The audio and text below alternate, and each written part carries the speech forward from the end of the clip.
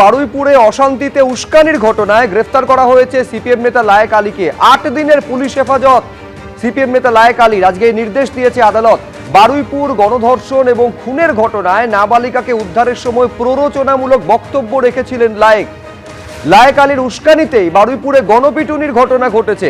প্ররোচনামূলক বক্তব্যের পরই পুলিশকে মারধর করা হয়েছে।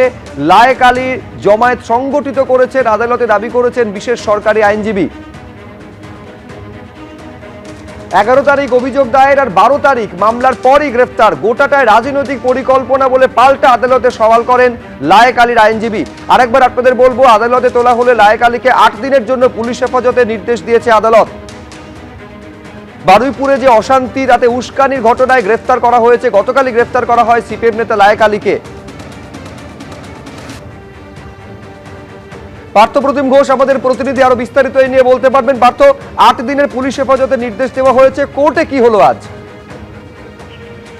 আজকে লায়েক আলীকে আদালতে পেশ করা হয় এবং তার পরবর্তীকালে লায়েক আলী সম্পর্কে একেবারে বিশেষ সরকারি আইনজীবী যে বিষয়টা বলেন যে নাবালিকাকে যেদিন উদ্ধার করা হয় এবং তার পরবর্তীকালে লায়েক আলী প্ররোচনামূলক বক্তব্য রেখেছেন এবং সেই বক্তব্যের পরবর্তীকালে পুলিশকে মারধর করা হয়, মারা হয়, এমনকি একজনের মৃত্যুর পর্যন্ত ঘটনা ঘটে। এক্ষেত্রে একটা মবকে প্ররোচিত করে সংগঠিত করেছেন তিনি।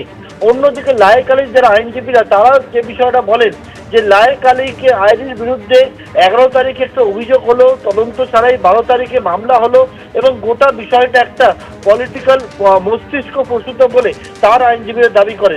দীর্ঘক্ষণ ধরে সহযোগের পরবর্তীকালে অর্ডার প্রথমে রিজার্ভ করা হয় এবং তারপর কিছুক্ষণ আগে লায়েক আলীকে 8 দিনের জন্য পুলিশের হেফাজতের যে আবেদন ছিল 14 দিনে, তার মধ্যে 8 দিনের পুলিশের হেফাজতের নির্দেশ দিয়েছেন বারুইপুর আদালতের বিচারক। এবং যে বিষয়টা দেখলাম, লায়েক আলীকে বের করার সময় সিপিএম এর কর্মী সমর্থকেরা তারা আদালত চত্বরে জমায়েত করেছিল, তারা স্লোগান দেয় এবং লায়েক আলী নিজে সকালে জানিয়েছিলেন যে তার বিরুদ্ধে কিন্তু গোটা বিষয়টা উদ্দেশ্য প্রণোদিত, তার বিরুদ্ধে মামলা হয়েছে প্রতিবাদের কণ্ঠকে বন্ধ করার জন্য। ধন্যবাদ পার্থ। এ প্রথম উস্কানিমূলক বক্তব্য দেয়, যার ফলে মব লিঞ্চিং, থানা পোড়ানো বা তার আগে পরে পাবলিক সম্পত্তি ধ্বংস ইত্যাদি বিভিন্ন ইনসিডেন্ট ঘটেছে। বাড়ি থেকে বের করে এনে যে মব লিঞ্চিংটা হলো, তার পেছনে এনআরআই উস্কানিমূলক বক্তব্য দেয় এবং রেল লাইনের উপড়ে দেওয়া থেকে আরম্ভ করে রেলের যারা লোকজন যাতায়াত করে তাদের সেফটি, এই অনেকগুলো ইস্যু আছে। টোটাল ঘর পুড়িয়ে দেওয়া থেকে আরম্ভ করে পাবলিক প্রপার্টি ড্যামেজ থেকে আরম্ভ করে গভর্নমেন্ট প্রপার্টি ড্যামেজ থেকে আরম্ভ করে বহু ঘটনা ঘটেছে এবং honourable supreme court chief justice কিছুদিন আগে পুনাওয়ালা জাজমেন্টে এই ধরনের জিনিসের এগেনস্টে স্ট্রং অ্যাকশন নিতে বলেছে প্রত্যেকটি গভর্নমেন্টকে, প্রত্যেকটি স্টেট গভর্নমেন্ট, সেন্ট্রাল গভর্নমেন্টকে। যারা এই ধরনের উস্কানিমূলক বক্তব্য দেবে তার পরিপ্রেক্ষিতে যে ঘটনাগুলো ঘটবে, even up to mob lynching, সেখানে কিন্তু স্ট্রিনজেন্ট অ্যাকশনের কথা বলেছে। আমরা সেই জাজমেন্টটা আজকে কোর্টের কাছে প্রেস করেছিলাম। আমরা 14 দিনের পিসি প্রেয়ার করেছি, আমাদের ইনগ্রিডিয়েন্ট সব সেটি কোর্টের কাছে দেওয়া আছে। আমরা ওয়েট করছি কোর্টে কি অর্ডার করে। দুপক্ষের সওয়াল জবাবের পর লায়েক আলীকে 8 দিনের জন্য পুলিশ হেফাজতে নির্দেশ আদালত দিয়েছে। এবার আদালতে যখন নিয়ে যাওয়া হচ্ছে লায়েক আলীকে, লায়েক আলী কি বললেন দেখুন।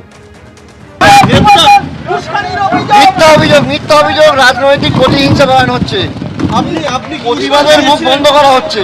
আপনি উস্কানি দিয়েছিলেন? মিথ্যা, সম্পূর্ণ মিথ্যা অভিযোগ। সম্পত্তি ভাঙচুরের কেস দেওয়া হয়েছে আপনার এগেইনস্টে, রেলওয়ে ট্র্যাকে কি বলবেন অভিযোগ দেওয়া হয়েছে। সম্পূর্ণ মিথ্যা অভিযোগ, রাজনৈতিক প্রতিহিংসা বানানো হচ্ছে। আপনি উস্কানি দিয়েছিলেন, একদম মিথ্যা অভিযোগ। বিভিন্ন বক্তব্যে শোনা। তিনি রাজনৈতিক প্রতিহিংসার শিকার বলে লায়েক আলী দাবি করছেন। প্রতিবাদের কণ্ঠকে স্তব্ধ করে দেওয়ার চেষ্টা করা হচ্ছে বলে লায়েক আলী দাবি করছেন।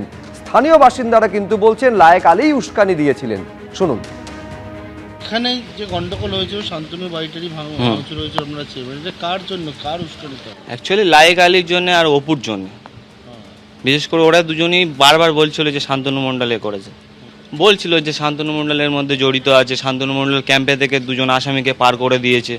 তারপরে এখানে হচ্ছে প্রথম হচ্ছে ভারী ভাঙচুর করার পরে জ্বালিয়ে দিয়েছিল। আমরা এখানে সব পাড়া থেকে এসেছিলাম ছুটে, মানে সাউন্ড শুনে। এবার তারপরে গিয়ে দেখি না যে আগুন জ্বলছে বাড়ির মধ্যে। তারপর আমরা লেবানোর পরে হ্যাঁ উস্কানির জন্য হয়েছে। লায়েক আলী এসে কিছু না জেনে, কিছু না বুঝে এসে বলে দিল যে বিজেপির ছেলে শান্তনু মণ্ডল নেতা হয়েছে। সেই ঘটনার মূল, সেই ওর মধ্যে জড়িত থেকে দোষীদেরকে পার করে দেওয়া বা তার মধ্যে জড়িত শান্তনু মণ্ডল। কিন্তু আদৌ সে কোনো জড়িত নয়। সে ঘটনা শুরু থেকে শেষ পর্যন্ত নির্যাতিতার বাবার সাথে থেকে নির্যাতিতার পরিবারের সাথে থেকে কন্টিনিউ সহযোগিতা করলো, লাস্টে ওকে শুধু ফাঁসানোর চেষ্টা হলো, আর কিছু না। এখন প্রশ্ন হচ্ছে যে লায়েক আলী কি প্রতিবাদ করেছিলেন নাকি তিনি উস্কানি দিয়েছিলেন, তা নিয়ে বিতর্ক তৈরি হয়েছে। আমি এইখানে দর্শকদের সামনে রাখতে চাইবো যে তৃণমূল সাংসদ মহুয়া মৈত্র তিনি কি বলছেন বিজেপির প্রধান মুখপাত্র দেবজিৎ সরকার, দেখুন পরপর। মব যখন বাচ্চা মেয়ে ধর্ষণ হয়েছে, বাচ্চা মেয়ে খুন হয়েছে, সবাই খুব অ্যাজিটেটেড থাকে, তারা ভাবে যে সবাইকে শেষ করে দেওয়া উচিত, কিন্তু এটা তো জাস্টিস নয়, এটা তো রুল অফ ল হতে পারে না। আর এখানে সিপিএম ওখানে যদি প্রোটেস্ট করতে গেছে বা এই জিনিসটা তুলতে গেছে, তাদের কেন অ্যারেস্ট করা হচ্ছে? সিপিএম এর নেতারা তো এটার সাথে যুক্ত নয়, তারা গেছে এটার বিরুদ্ধে প্রোটেস্ট করতে, অ্যাজ ইজ ডেমোক্রেটিক রাইট।